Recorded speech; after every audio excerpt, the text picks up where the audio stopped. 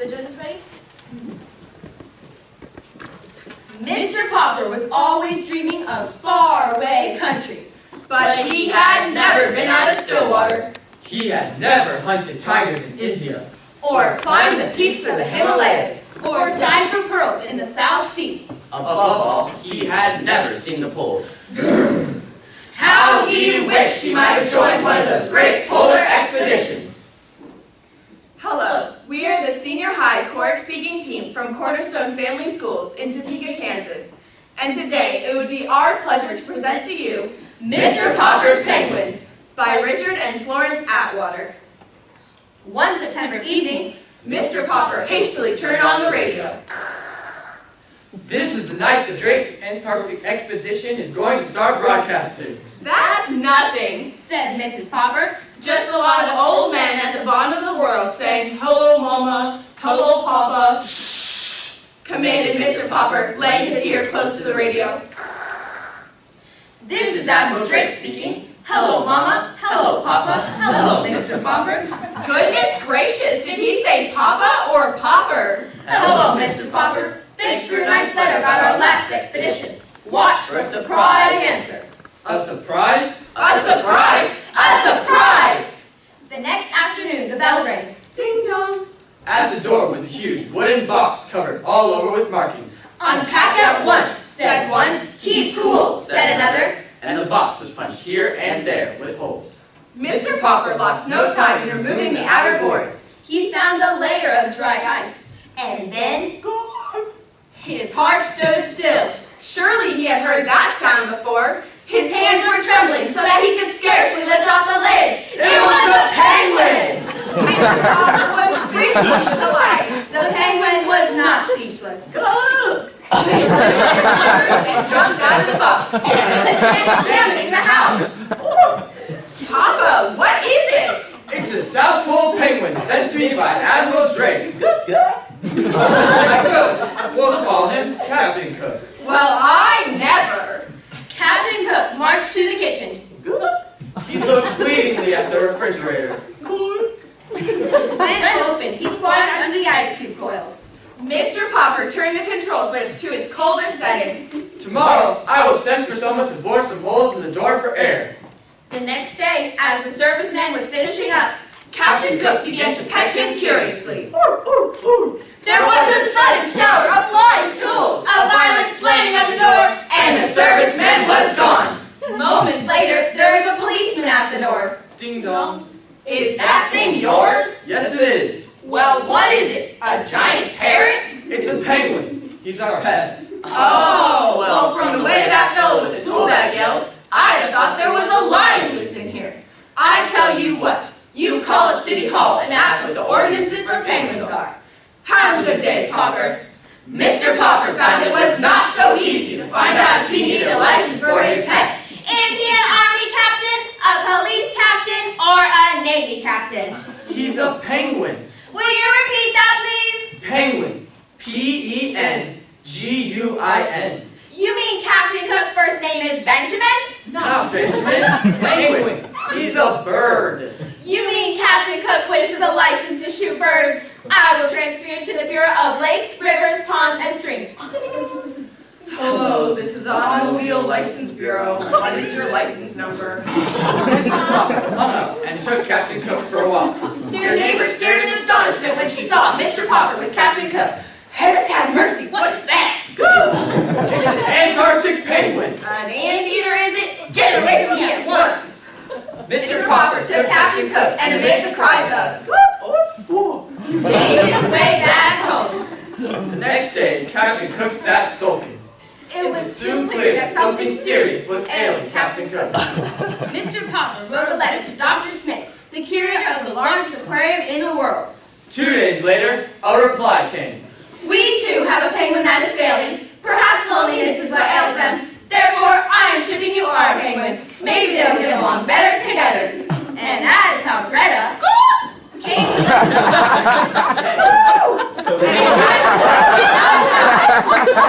In fact, 3 days later, Greta laid an egg. And a second egg appeared. Popper knew that penguins lay only 2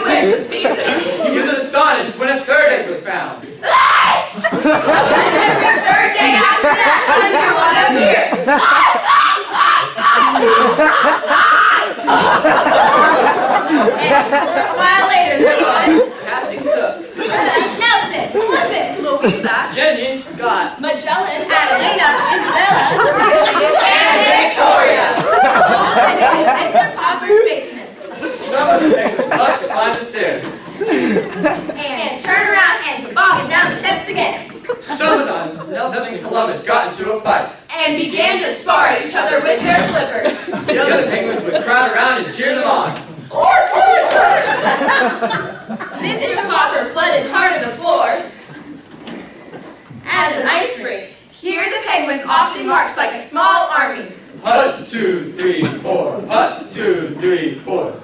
But there came a night when Mrs. Popper said, Papa, have you any idea what the bills to all these penguins are? And the engineer who put in the basement freezer keeps ringing the doorbell and asking for his money.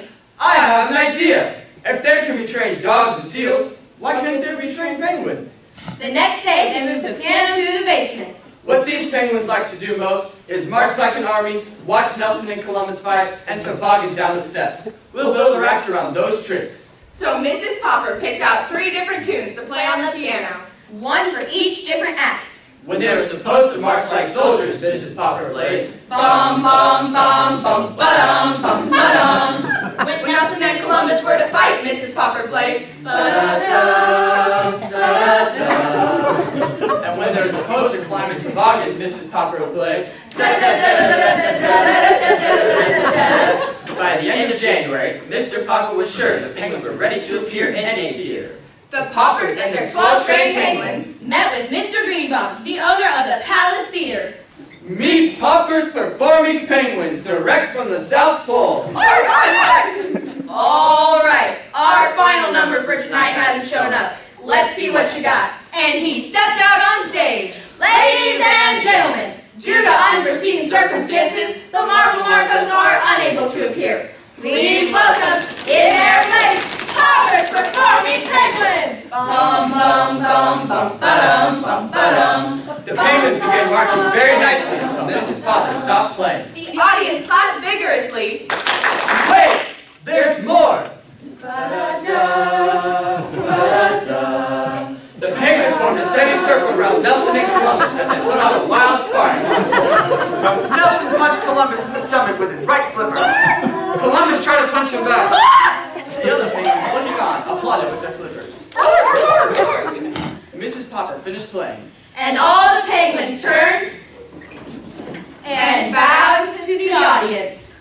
Now comes part 3. A pair of ladders and a board were brought in and set up. The penguins got dreadfully excited. They began shoving to see which could be the first to climb the ladder. This part was very wild. And noisy. Mrs. Popper got to the end of her music. The curtain went down, and the audience stood up and cheered. Your act is a sensation. How about a 10-week contract at $5,000 a week? Yes, that's quite satisfactory. Mr. Greenbaum sent them their first week's pay in advance. They paid off the man who had installed the freezer in their basement. Then they hit the road. The penguins were a ride to success. The birds became famous. Crowds stood in line for half a mile waiting to buy tickets. The birds loved the bright lights and the great laughing audiences.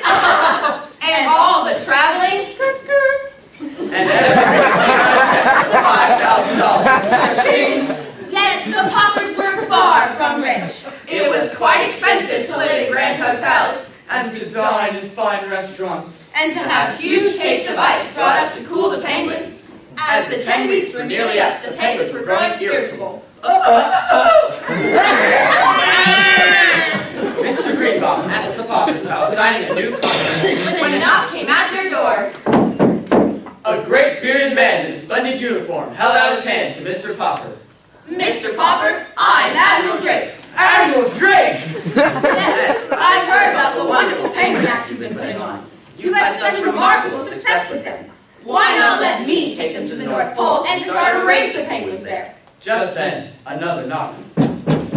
Mr. Popper, I'm Mr. Klein with the Colossal Film Company, and I'd like to put your birds in the movies. The contract will keep you and the missus on Easy Street for the rest of your lives. Well, I can't offer you anything like that.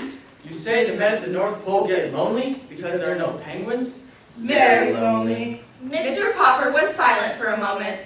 Then, Mr. Klein, I appreciate your offer, but I have to refuse. I do not believe a life in Hollywood would be good for the Penguins. Then you turned to Admiral Drake.